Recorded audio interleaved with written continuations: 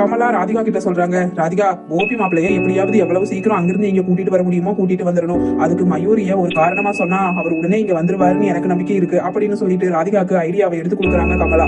அதை எல்லாம் காதுல கூட வாங்கிக்காத ராதிகா சொல்றாங்க, அம்மா நான் கட்டின புருஷ கை குழந்தையோட என்னை விட்டுட்டு குடிச்சு என்னை விட்டுட்டு போகும்போதே நான் கவலைப்படாம எப்படியா இருந்தாலும் தைரியமா தனியாளா நின்று மயூரிய வளர்த்துக்கலாம் அப்படின்னு நான் உறுதியா இருந்தவன். இப்ப கோபிய போய் இப்படியெல்லாம் போய் சொல்லி அதுவும் மயூரிய காரணம் காட்டி கூட்டிட்டு வரது எனக்கு சுத்தமா பிடிக்கல. நான் இப்பவே போறேன், பாக்யா வீட்டுக்கு போறேன். ஆனா ரெண்டுல ஒண்ணு தெரிஞ்சே ஆகணும், கோபி திரும்ப இங்க வருவாரா வரமாட்டாரா அப்படின்னு.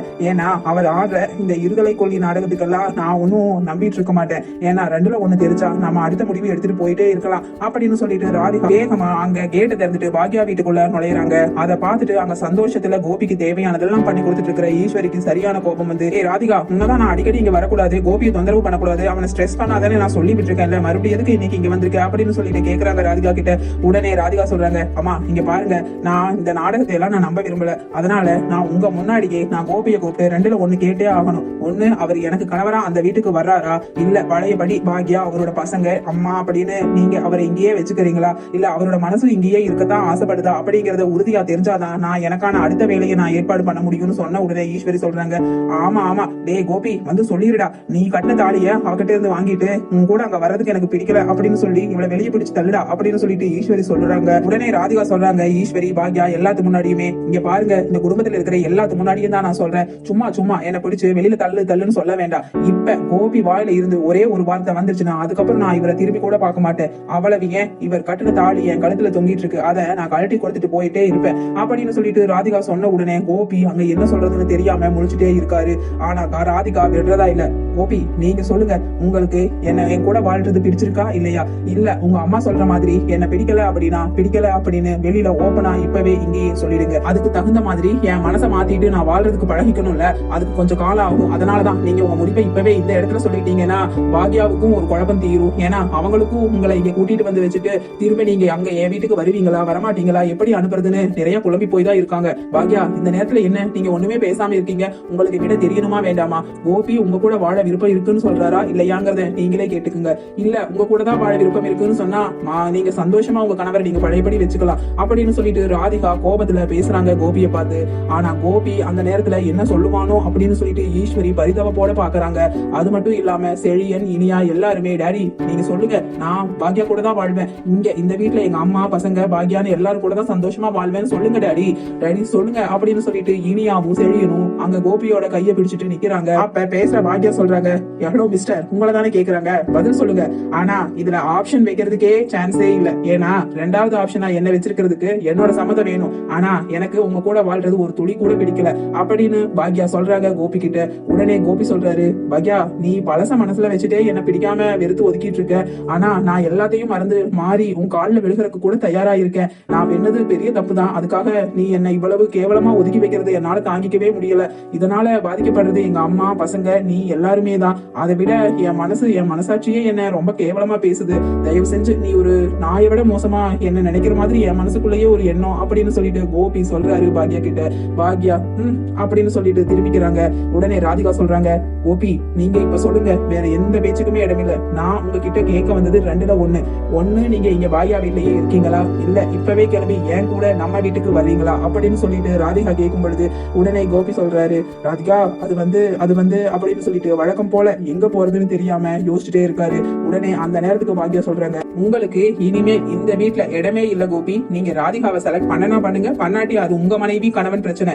ஆனா என் வீட்டுல நின்றுட்டு எனக்கு சுத்தமா பிடிக்கல இந்த மாதிரி எல்லாம் முடிவு எடுக்கிறது, என்ன ஒரு ஆப்ஷனா நீங்க வச்சிருக்கிறது சுத்தமா பிடிக்கல. ஏதோ அத்தை ஆசைப்பட்டாங்களேன்னு சொல்லிட்டு, அதுவும் நீங்க ஹார்ட் அட்டாக் வந்த பேஷண்ட், அந்த நேரத்துல உங்களுக்கு அப்போஸ் பண்ணி இங்க கூட்டிட்டு வரக்கு பேசுனேன்னு சொன்னா மறுபடியும் ஸ்ட்ரெஸ் ஆகும், இதனால உங்களுக்கு கொஞ்சம் ஸ்ட்ரெயின் ஆகும்னு சொல்லிட்டு தான் நான் இங்க உங்களை என் வீட்டுக்குள்ள அலோவ் பண்ணினேன். பட் அது எல்லாமே முடிஞ்சு ஆண்டவன் புண்ணியத்துல இப்ப நல்லா இருக்கீங்க.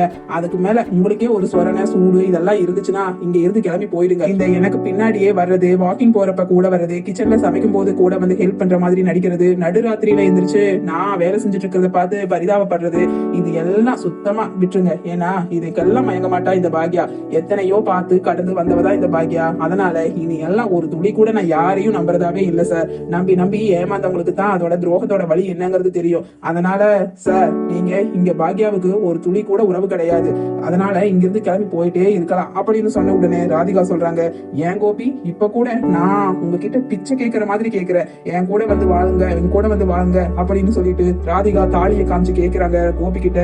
இது நீங்க கட்டின தாலி தானே கோபி, அப்புறம் இதுக்கான மரியாதை என்ன, ஏன் நம்ம வீட்டுக்கு வர மாட்டேங்கிறீங்க அப்படின்னு சொல்லிட்டு ராதிகா கேட்கும் பொழுது ஈஸ்வரி சொல்றாங்க, ஏய் அந்த தாலி உன் கழுத்துல இருக்கங்காட்டி தானடி நீ அதை காமிச்சிட்டு என் பையனை மறுபடியும் உன் வலையில வீழ்த்திடலான்னு அடிக்கடி இங்க வந்து நீயும் உங்க ஆத்தானும் தகராறு பண்ணிட்டு இருக்கீங்க, குருடி அந்த தாலிய அப்படின்னு சொல்லிட்டு தாலிய கழட்ட போறாங்க ஈஸ்வரி.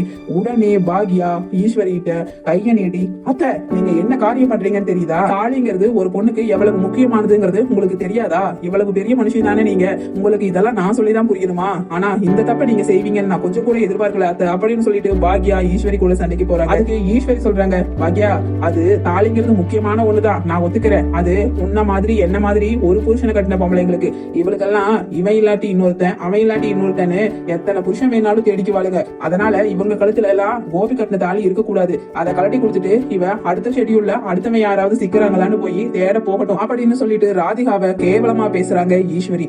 அந்த நேரத்துல கோபி சொல்றாரு, அம்மா பிளீஸ் பேசாதீங்கம்மா, அப்படி ராதிகாவை அப்படிப்பட்ட பொண்ணு கிடையாது ராதிகா அப்படின்னு சொன்ன உடனே ராதிகா பேச ஆரம்பிக்கிறாங்க.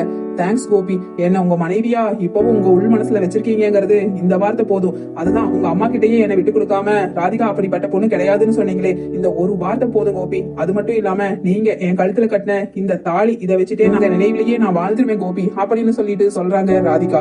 உடனே கோபி சொல்றாரு, அம்மா பிளீஸ் நீங்க உங்க ஒருத்தருக்காக என்ன இங்கே தங்க வச்சிருக்கிறதுனால நிறைய பேத்துக்கு ஸ்ட்ரெஸ் ஆகுது, முக்கியமா பாக்யாக்கு நான் இங்க இருக்கிறது சுத்தமா பிடிக்கலமா, அது மட்டும் இல்லாம ராதிகாவும் ரொம்ப ஏக்கமா என்னை இங்க விட்டுட்டு இருக்கிறது ரொம்ப கஷ்டப்படுவா போல, அதனால நான் பழையபடி அங்க ராதிகா வீட்டுக்கே போயிடுறேன், நான் டெய்லியும் நான் ஒரு டைம் வந்து இனியா செழியன் உங்களை பாத்துட்டு போறேம்மா, அதுதான் என்னால முடியும். முக்கியமா சொல்லணும்னா பாக்யா இதுவரைக்கும் நான் கொடுத்த டார்ச்சர்ல ரொம்ப டென்ஷன் ஆகி ரொம்ப ஸ்ட்ரெஸ் எல்லாம் அனுபவிச்சு அவளே இப்பதான் கொஞ்சம் ரிலாக்ஸா இருக்கிறா, திரும்பவும் நான் இங்க வந்ததுல அவளுக்கு மறுபடியும் பழசு நான் அவளுக்கு கொடுத்த டார்ச்சர் எல்லாமே ஞாபகத்துக்கு வந்து அவளை டென்ஷன் ஆகுது, அதனால அவ என்கிட்ட சரியா முகம் கொடுத்து பேசுறது இல்ல, அது மட்டும் இல்லாம அவ என்ன ரொம்ப அவாய்ட் பண்றாமா, அதை கூட நான் புரிஞ்சுக்காம இங்க இருந்தேன்னா அவளுக்கு தான் அது ரொம்ப கஷ்டமா இருக்கும். பாக்யா நல்லா இருக்க வேண்டிய பொண்ணு, என்னமோ என் கையில கிடைச்சத நான் தவற விட்டுட்ட மாதிரி எனக்கு ஃபீல் ஆகுது, இவ்வளவு பெரிய ஒரு பொக்கிஷம் எனக்கு ஆண்டவன் மனைவியா கொடுத்திருந்தோம், அதோட அருமை தெரியாம அப்ப அதை தூக்கி மிதிச்சு காலில் போட்டு தேய்ச்சிட்டேன், இனிமேல் எனக்கு அப்படி ஒரு பொக்கிஷம் கிடைக்கணும்னு நினைக்கிறது நான் பண்றது தப்பு தானமா, அதனால பாக்யா அவ விருப்பப்படி